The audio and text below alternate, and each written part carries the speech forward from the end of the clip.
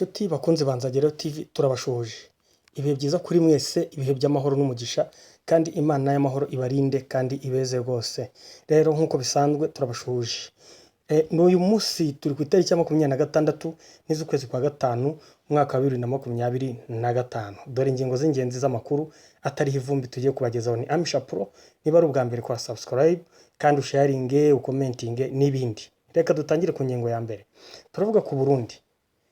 Repubulika y'u Burundi yasohoye itangazo kuri wa 25 ivuga yuko umukuru w'igihugu yavuye mu gihugu akajya i Kinshasa kubonana na perezida wa Congo ariwe Antoine Felix Tshisekedi. Ubu Evariste Ndayishimiye na Tshisekedi bakaba bahuriye Kinshasa mu nama yo kunoza uburyo n'ubundi bagomeza kurwanya M23.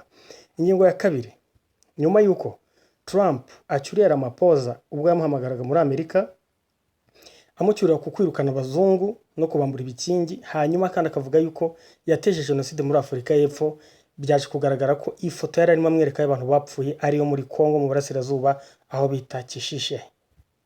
Umunyamakuru akaba n'umuyobozi wa RMC mu Rwanda, uyu nguyu ni Umutesi Scovia, kuri wa 25 none yagaragaye i Masisi. Yaragaragaye Masisi ari mu misozi rwose aho yateraga arimo atera imbuto. Niyihe mbuto ari matera? Abakecuru bavuga bati ewana burya arabishoboye. Kandi yagaragaye Goma nanone aho M23 yari yakoresheje ikiganiro n'abanyamakuru ibasobanurira ibyifatwa rya Goma, ibasobanurira imigabo n'imigambi ifite, inabasobanurira ihuriro cyangwa se itandukaniro ifitanye na Joseph Kabila. Ayo namakuru tugiye kubagezaho ni Amisha Pro nk'uko bisanzwe. Kora subscribe nk'uko tubibasaba buri munsi, hanyuma niba rubwa mbere ukore sub, ariko niba rubwa kabiri cyangwa usanzwe icyo uri bukore no gusharinga no gukomentinga ukatubwira niba ibyo tubagezaho bibashimishije. Twagiye n'ingingo ya mbere. Umunyamakuru Scovia, uwo twita komando, mu minsi ishize bamwitaga ngo ni mama M23. Bamwitaga mama M23 bashingiye kuki? Muribuka ifatwa rya Goma ubwo Goma rigiye gufatwa, yagaragaye yikinze ku nguni, murabyibuka yikinze ku nkingi, aha amasasu rwose yaturikaga go hafi muri kaburimbo abandi bakayatora, ariko agumishaho kamera, agumishaho mikoro, ntiyayifunga. Ubwintu byari bikomeye. Uyu munsi rero yagaragaye Goma. Muribuka icyo gihe ko nanone yagaragaye nanone ku mupaka wa Rusizi ubwo M23 agiye gufata Bukavu. Live yerekanaga amakuru kugeza ubwo bafataga kira kigo kiri hejuru y'umugezi wa Rusizi, we ari hakuno kuri Rusizi ku kiraro.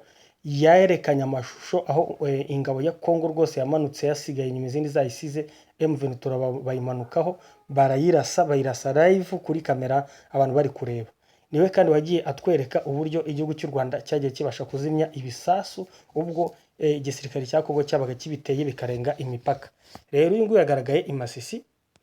Yagaragaye i Masisi arimo atera imbuto, ntabwo niba ari ibishyimbo, niba ari ibigori, niba ari biki ntawuzi byari byo, ariko yaraye matera imbuto ari kumwe n'abaturage rwose, aho yasekeje akagira ati abantu iyi nka ziza kuba abantu ngo ukurikije imisozi myiza iri hariya, ngo iyi nka ziza kuba abantu ngo nazo ziba zirimo zirwana no kugira ngo zirebe ko zabona visa ngo yazoreza muri Masisi kubera kureba iyo misozi iri inyuma ye. Murayireba rwose, ni imisozi myiza, ni mu misozi miremire usanga hari umuyaga mwinshi, amafu n'ibindi byose. Rero yagaragaye aho ngaho. Nyuma yaho agaragara mu mujyi wa Goma nanone aje kwifatanya cyangwa se gukurikira inkuru yavugaga ku cyerekeranye n'iki, ku cyerekeranye n'uko M23 yahamagaye abatangazamakuru cyangwa ibinyamakuru bitandukanye bashaka kubabwira. Mu by'ukuri basobanuye ko mu bintu byose bavuze ko nta huriro bafitanye na Joseph Kabila Kabange uherutse gushyirwaho ibirego akanakurwaho ubudahangarwa n'inteko ishinga amategeko, umutwe wa Sena bamuvanye ubudahangarwa, bakaba bifuza kuba bamuta muri yombi. Biraca mu zenzira kugira ngo bamufate Kabila, baramuhamagaje ntiyajyayo. Buke bahita bavuga ko atitabye, bahita bajya mu nteko ishinga amategeko, umutwe w'abadepite utora amajwi 86 yuko Kabila avanwe ubudahangarwa. Batanu barifashe, rimwe riba imfabusa. Nshuti Zanzagerayo TV, uyu ni umunyamakuru. Byibura niba hari umuntu ujya uvuga ngo niba utemera urukwavu utanarukunda ujye wemera ko ruzi kwiruka, uyu munyamakuru kabisa ujye ukura ingofero, kuko atanga inkuru nyayo. Ni wa muntu ushyira umutima ku nkuru mpaka akabasha kuyimanuka akayiva imuzi n'umuzingo, byibura akayitanga ifite ireme, ifite karite, ubona ko yavuye imuzi n'umuzingo. Yagaragaye rero Masisi, nyuma agaragara Goma arimo atara iyo nkuru ikurikiraho. Cyril Ramaphosa aherutse guhura n'ibizazane muri Amerika aho Donald Trump yamuhamagaye maze akamuteza abantu. Yamuteje abantu ate? Cyril Ramaphosa yahamagawe nyuma y'uko yirukanye abazungu akabambura ibikingi nka kumwe Robert Mugabe yabikoze muri Zimbabwe mu myaka yashize. Hanyuma rero nyuma y'uko Trump ahamagaye Cyril Ramaphosa amubaza ku byo kwambura amasambu abazungu, Ramaphosa yambuye abazungu amasambu agira ngo byibura bayasaranganyeho n'abirabura ko bari bafite ibikingi binini. Akimara kuyabaka bahise bazamuka bajya muri Amerika. Ni nko kujya kuregera papa Trump. Bakigerayo yahise amuhamagara. Trump yahamagara Ramaphosa ngo asobanure uburyo yirukanye abo bazungu akabambura ibikingi, ariko ntabwo mu by'ukuri yari yabirukanye. Ramaphosa kugerayo yahuye n'ibizazane kuko imbere ya kamera Trump yashatse kumukoza isoni amuga ati wowe urakikira genocide iri gukorerwa abanyafurika y'Epfo, reba hano.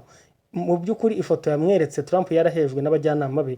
Byaje kugaragara ko iyo foto yafotorewe muri Congo mu burasirazuba ahitwa Kishishe, aho bafotoye mu mva rusange bagaragaza yuko abantu bari kwicwa mu burasirazuba bwa Congo. Iyo foto abongereza bahise bavuga bati no, bagupfunyikiye abajyanama bawe kubera yuko ifoto bakweretse mu by'ukuri nitwe twayifotoreye mu burasirazuba bwa Congo. Byarangiye rero ibibazo bibaye ibibazo Nshuti za Nzagiro TV kubera yuko byagaragaye yuko Trump nawe ubwe nta makuru asa naho yari afite ahagije n'ibyerekeranye n'iyo foto, kuko abongereza bahise bamunyomoza bagira bati iyo foto ni mu burasirazuba bwa Congo, cyangwa se abandi bagize bati Trump yaba yarabizi neza iyo foto iyo ariyo, akaba yarashakaga wenda kugira ngo noneho ubwo yarimo ahamagara Cyril Ramaphosa amushingiye ibya genocide muri Afurika y'Epfo, noneho bikazarangira ahamagaye abo bireba niba amaze kumenya ko iyo foto yafatiwe muri DRC, byanga bikunda bikaba bivuga ko nawe ashobora kuzahamagara abo bireba, cyane cyane bigenderanye n'amaraporo agiye akorwa ku bwicanyi bwabereye ahitwa Kishishe. Nshuti za Nzagiro TV, dukomeze n'inkuru yacu.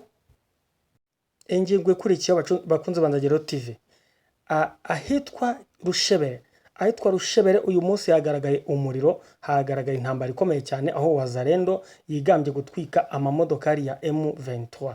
Wazalendo yavuze ko yateze igico imodoka za M23 zari ziri ku murongo ahitwa Rushebere, hanyuma ngo bazitwikamo izigera muri ebyiri ngo banivuganamo benshi. Izo nkuru nta wazihagararaho kuko zatangajwe n'Abazalendo, kandi M23 nta nkuru igeze itangaza ibyemeza cyangwa se ibinyomoza. Ariko bakunze Nzagiro TV, nababwira yuko intwaro zigumijwe kurundwa bikomeye cyane, intwaro za karabutaka zikomeje kurundwa hariya muri Uvira, mu gihe Evariste Ndayishimiye we yafashe inzira akajya muri Congo kubonana na Antoine Felix Tshisekedi Chilombo. Abo perezida bombi bakaba bari mu bapanga uburyo bwose ngo bafasha nyine bafatanya kugira ngo batere ingabo mu bitugu Wazalendo n'ingabo za Congo, rero ngo babashe kwirukana M23. Umugambi nta wundi, ntabwo bashaka kurinda Uvira wenyine bafite, ahubwo barashaka yuko ngo birukana M23 muri Masisi, bakayirukana muri Rubero, bakayirukana muri Bukavu, bakayirukana muri Goma ndetse no muri Rucuru. Nshuti za Nzagiro TV no na Nyiragongo hose. Rero aba bagabo bakomeje gupanga imipango ikomeye kabisa yo kuba bagerageza kwirukana M23. Abantu bakavuga bati M23 izarikora Bukavu. M23 nayo nuko nguko niko ikomeje nanone kugenda imanuka irwana isatira umujyi wa Uvira ya CCM. M23 nayo ivuga ko ngo iri kurinda abaturage, bavuga ko ngo bari kurunda ibitwaro byinshi cyane hafi y'umujyi wa Bukavu.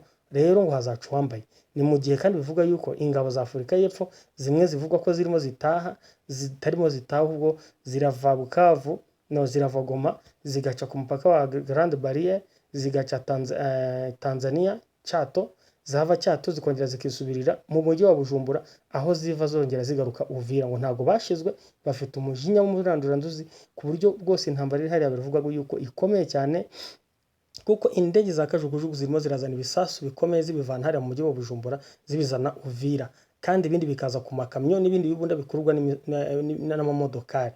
Rero bakunze Nzagiro TV, ntago byoroshye intambara igiye kuba hari izaba ikomeye byanga bikunda, kuko umubirigi azaba yifitemo akaboko. Muribuka ko Ubirigi bwahaye amadrone menshi igihugu cya Congo, bukongera buga amadrone menshi igihugu cy'u Burundi, kandi ibyo byose batanze i Burundi no muri Congo biri hariya hafi ya Uvira. Ni mu gihe General Masunzu murabyibuka ejo bundi ubwo yari ari Warikare yavuze yuko igihe kigeze yuko abasirikari bakwiye kurwana pana kwirinda, ahubwo ari ukugira ngo bambure M23 Bukavu na Goma n'ibindi bice byose.